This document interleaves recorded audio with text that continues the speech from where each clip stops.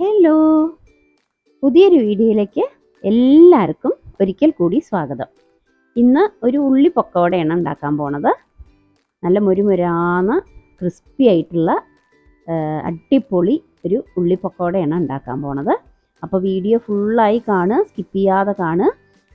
ഇതിലൊരു special ingredients കൂടി ഞാൻ ചേർക്കുന്നുണ്ട് കേട്ടോ. ഇത് ഇതിൻ്റെ ടേസ്റ്റ് ഒന്നും കൂടി കൂട്ടാനുള്ള ഒരു ടിപ്സാണ്. അപ്പോൾ എല്ലാവരും വീഡിയോ ഫുള്ളായി കാണുക. ഇതിലേക്ക് കുറച്ച് ഇൻഗ്രീഡിയൻസേ വേണ്ടുള്ളൂ. അപ്പോൾ ഞാൻ ഒരു 2 സവാള, പിന്നെ വെളുത്തുള്ളി, ഇഞ്ചി, കറിവേപ്പില ഒക്കെ എടുക്കുന്നുണ്ട്. അപ്പോൾ അളവുകൾ ഞാൻ ഓരോന്നും പറഞ്ഞു തരാം. 2 സവാള ആദ്യം നമ്മൾ നീളത്തിൽ അരിഞ്ഞ് വെക്കണം. അതിന് ശേഷം ഇതിലേക്ക് ഒരു മസാല ശരിയാക്കുന്നുണ്ട്. ഇതാണ് ഒരു സ്പെഷ്യൽ ഇൻഗ്രീഡിയൻ്റ് പറഞ്ഞത്.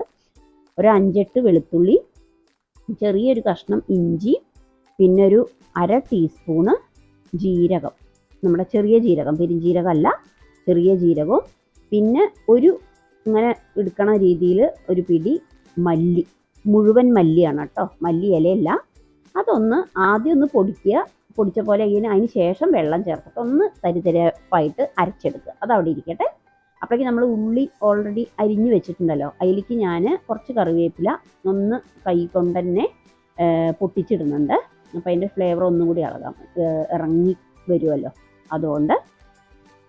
പിന്നെ അതിലേക്ക് കടലമാവ് ഒരു 1/2 കപ്പ്, അത് ഉള്ളിക്ക് അനുസരിച്ചിട്ട് കൂട്ടും കുറയ്ക്കുകയൊക്കെ ചെയ്യാം കേട്ടോ. ഇവിടെ ഞാനൊരു 1/2 കപ്പ് ഇട്ടിട്ടുണ്ട്. അതിന് ശേഷം ഇതിലേക്ക് ഗരം മസാല ഒരു 1/2 ടീസ്പൂണും കൂടി ഇട്ടിട്ട് കൈ നല്ലപോലെ കഴുകിയിട്ട് നന്നായി ഞെരടി ഈ ഉള്ളിലുള്ള വെള്ളം കൊണ്ട് തന്നെ ആദ്യം ഇതിൻ്റെ ഫ്ലേവർ ഒന്ന് ഇറങ്ങാൻ വേണ്ടി നന്നായി ഞെരടി കൊടുക്കുക.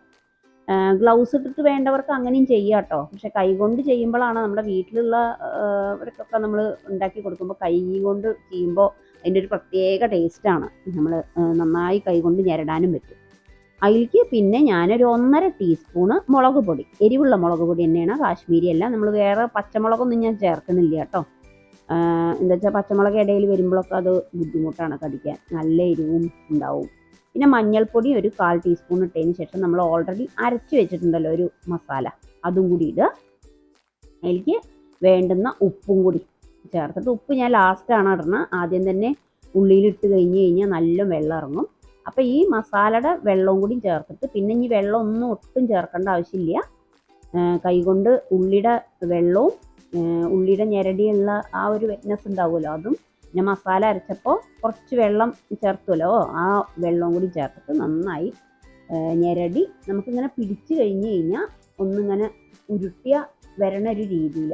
അപ്പോൾ ആ ഒരു ഇതേ പാടുള്ളൂ. വല്ലാതെ വെള്ളമായി കഴിഞ്ഞാൽ നമ്മുടെ പക്കോട ക്രിസ്പി ഉണ്ടാവില്ലേ, സോഫ്റ്റ് ആവും. അങ്ങനെ പിടിക്കുമ്പോൾ ഒന്നിങ്ങനെ ഉരുളണ രീതിയിൽ ഇത്രയേ വേണ്ടുള്ളൂ.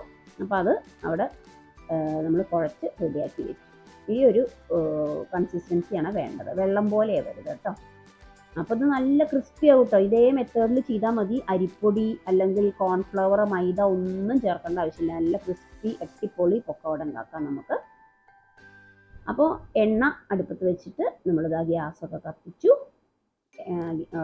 എണ്ണ നന്നായി ചൂടായി വരണം കേട്ടോ.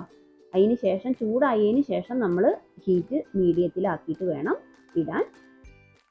അപ്പോൾ നമ്മളിവിടെ ഓൾറെഡി റെഡിയാക്കി വെച്ചിട്ടുണ്ട്.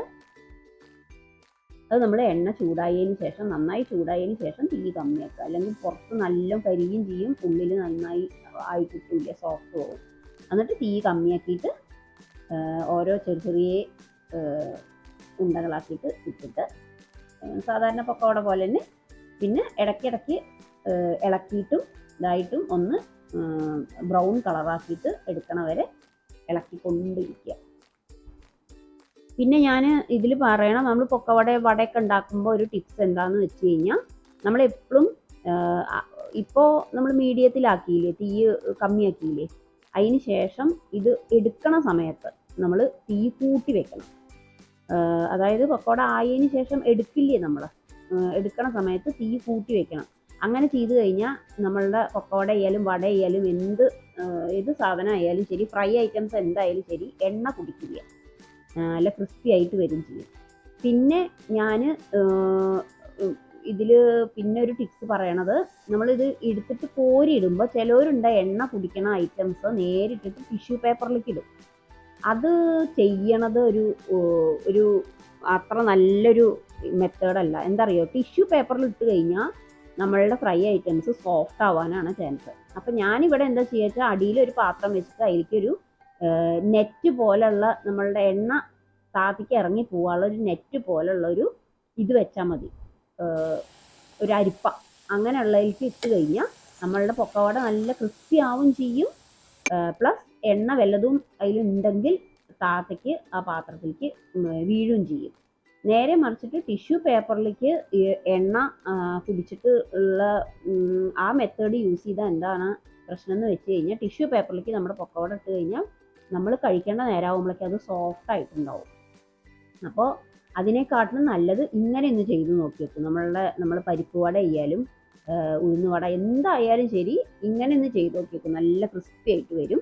അപ്പോൾ ഈ മെത്തേഡിലൊന്ന് ചെയ്തിട്ട് നെക്സ്റ്റ് ടൈം ഒന്ന് നോക്കിയിട്ട് പറയൂ കേട്ടോ. ഈ മസാലയും തന്നെ നമ്മളുടെ ഈ ഫുൾ മല്ലിയൊക്കെ ഇട്ടിട്ട് തരിതരിപ്പായിട്ട് അരച്ചിട്ട് ഒന്ന് നോക്കി വെക്കും. നല്ലൊരു ടേസ്റ്റാണ് ആ മല്ലിയൊക്കെ ഇടയിൽ കടിക്കാൻ കിട്ടുമ്പോഴൊക്കെ, നല്ലൊരു ഫ്ലേവറാണ് അതിൽ. പിന്നെ ചിലവർ അരിപ്പൊടി മൈദ ഒക്കെ ചേർക്കും. ഞാനൊന്നും ഇടലില്ല കേട്ടോ, അല്ലാതെ തന്നെ നല്ല ക്രിസ്പി ആയിട്ട് വരും. ഒരു സ്പെഷ്യൽ പൊക്കവടയാണ്, അധികം ഇൻഗ്രീഡിയൻസും ഇല്ല.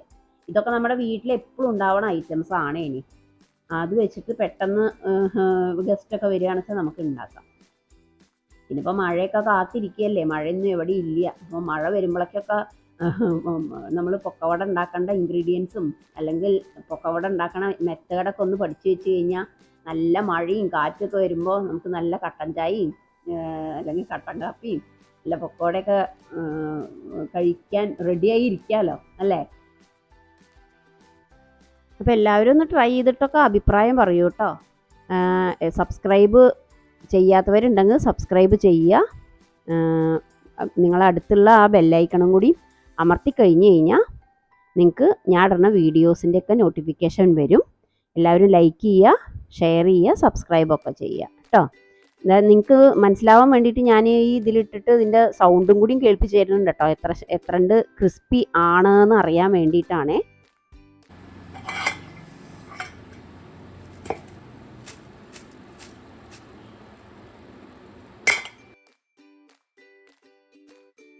അപ്പം ഇനി പുതിയൊരു വീഡിയോ ആയിട്ട് അടുത്തൊരു കിടിലൻ റെസിപ്പി ആയിട്ട് വരാം. Okay, thank you.